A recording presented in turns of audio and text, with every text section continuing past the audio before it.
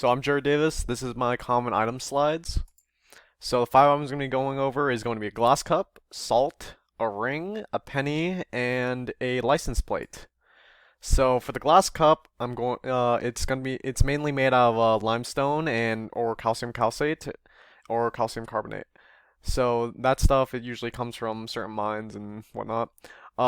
So its luster or its color is white and clear, or calcite usually is, and it's usually has a pearly luster. And why it's important, obviously, it can be used to to hold water as like a vessel. So then salt comes from halite, or one of the main material or minerals that are in salt is halite, and is made and it is used to make sodium carbonate.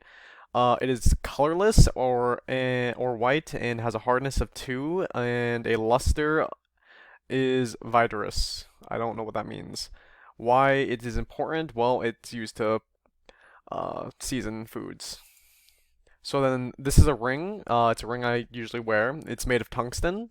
Tungsten it usually comes from certain mines, I think, and it is metallic and steel. It is metallic and steel gray, in color.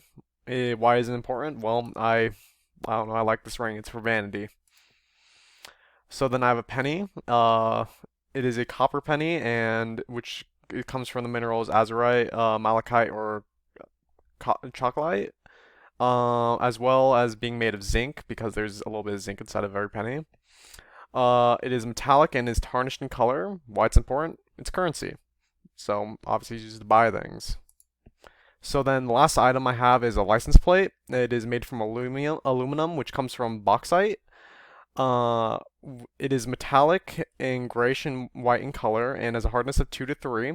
Why it's useful to me? Well, it's a license plate, so it is used to obviously identify your car, and it is also used for pretty much just well, I mean, since this isn't my license plate, obviously it's from my first car.